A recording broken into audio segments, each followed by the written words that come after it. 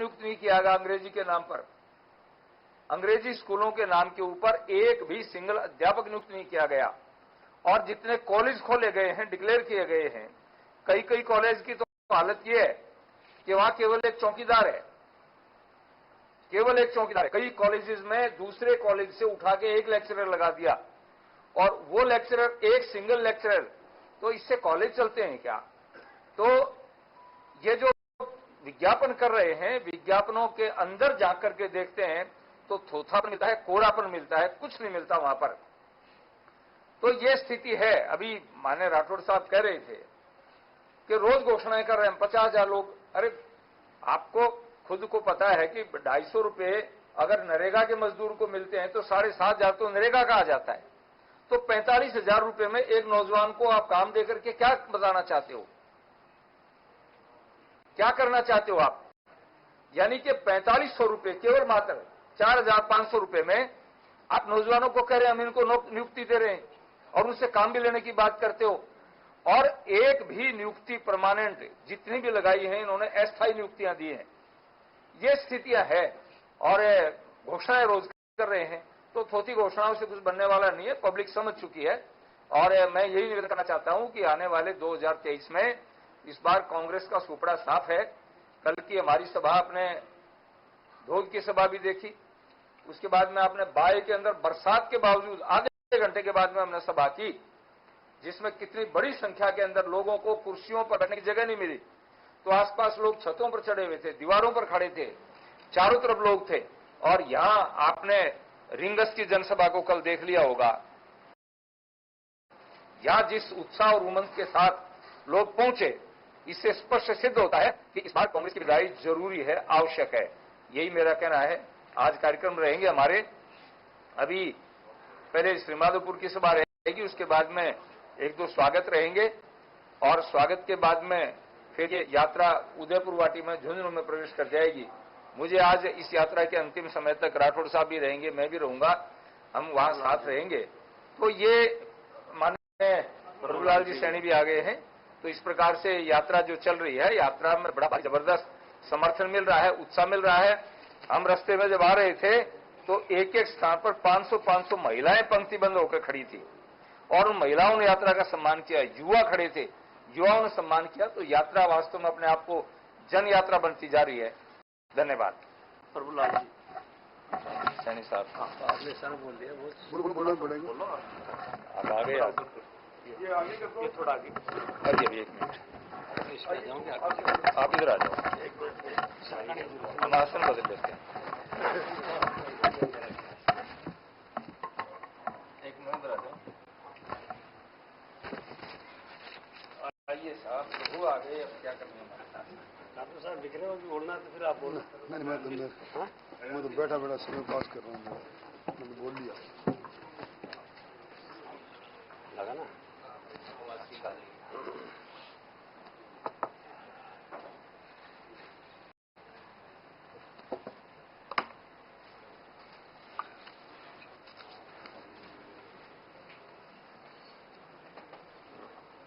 सम्माननीय राठौड़ साहब, सम्माननीय सांसद महोदय,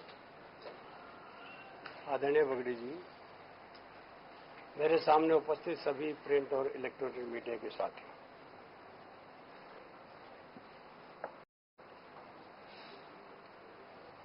परिवर्तन संकल्प यात्रा पूरे राजस्थान में 4 दिशाओं से चल रही है, और यात्रा में जिस प्रकार का अपार समर्थन अशोक गहलोत की सरकार के खिलाफ, उनकी नीतियों के खिलाफ, उनकी नीयत के खिलाफ आम जनता में उनके प्रति काफी रोष दिख रहा है। भ्रष्टाचार के बारे में, बलात्कार के बारे में, पेपर लीक के मामले में, और राजस्थान के लॉ एंड ऑर्डर सिचुएशन के बारे में मुझे कुछ नहीं कहना, क्योंकि हमारे वरिष्ठ नेताओं ने आपको बताया है। मेरा एक बात आपके माध्यम से कहना है कि राजस्थान की इस कांग्रेस सरकार ने संवैधानिक दायित्वों को खो दिया है। और यदि हम ये देखें तो मंत्रिमंडल में भी आपस में, मंत्रियों में और विधायकों में अगर हम देखें तो आपसी विश्वास नहीं है, आरोप प्रत्यारोप का दौर चलता है। मुख्यमंत्री जी के सामने विधायक और मंत्री करप्शन के आरोप लग रहे हैं और मैं संक्षेप में कहूंगा कि इन्होंने संवैधानिक अधिकार जो कि हमारे कॉन्स्टिट्यूशनल राइट होते हैं, वो कलेक्टिव रेस्पॉन्सिबिलिटी कैबिनेट की होती है। जिस सरकार का मंत्री यदि धरने पर बैठ जाता हो बिजली के लिए,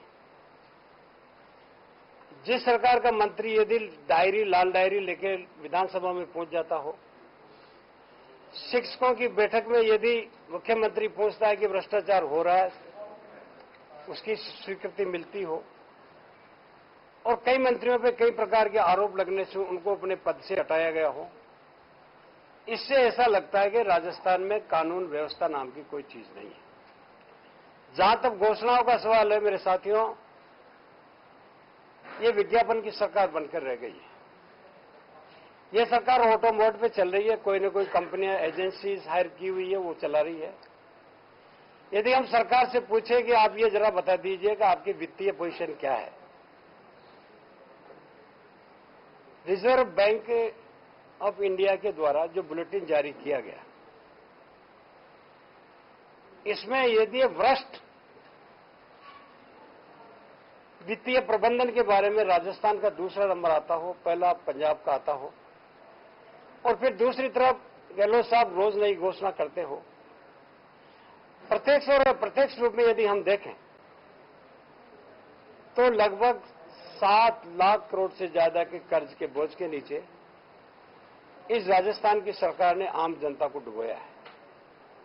तो मेरा तो आपसे यही कहना कि ये किसानों के प्रति, युवाओं के प्रति, महिलाओं के प्रति, महिला अत्याचार के प्रति,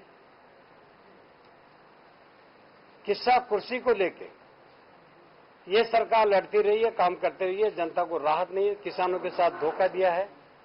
और अभी हाल ही में कृषक ऋण माफी कमीशन का गठन इन्होंने किया है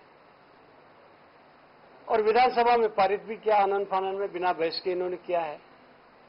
इसके पीछे मात्र लॉजिकली यह है कि किसानों का जो कर्जा 2018 में 99,000 करोड़ से ज्यादा था, वो बढ़कर 1,34,000 करोड़ से ज्यादा हो गया है। और उसी से बचने के लिए, क्योंकि इन्होंने कर्जा माफ नहीं किया, राहुल गांधी जी की घोषणा को पूरा नहीं किया, शायद आम किसान को और आम जनता को भटकाने के लिए ये कमीशन लेकर ये आए हैं। इसलिए मैं आपके माध्यम से कहना चाहूंगा, किसानों के प्रति भी हमारी भारत सरकार की यदि हम बात करें, हमारी भारत सरकार कभी दिखावा नहीं करती, काम को करती है। नीति और नियत किसान के लिए समर्पित है। चाहे समर्थन मूल्य का सवाल रहा हो, हम लोगों ने 1.5 से 2 गुना तक समर्थन मूल्य बढ़ाने का काम किया है। कृषक सम्मान निधि की जहां हम बात करें तो मेरे साथियों लगभग 2,40,000 करोड़ से ज्यादा 11 करोड़ किसानों के खाते में डीबीटी के माध्यम से राशि ट्रांसफर की जाती है। दूसरी तरफ हम ये देखें तो राहत कैंप लगाकर आम जनता को आहत करने का काम राजस्थान की कांग्रेस सरकार कर रही है।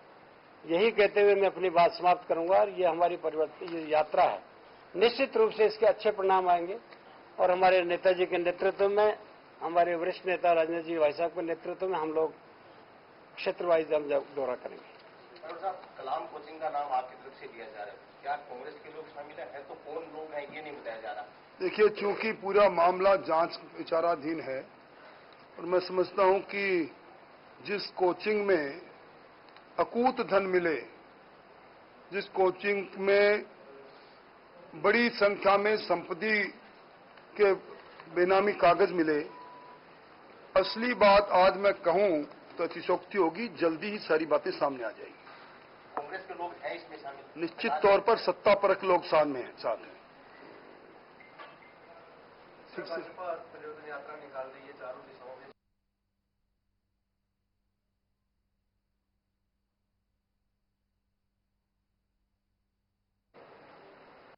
संवैधानिक दायित्वों को खो दिया है। और यदि हम ये देखें तो मेरा एक बात आपके माध्यम से कहना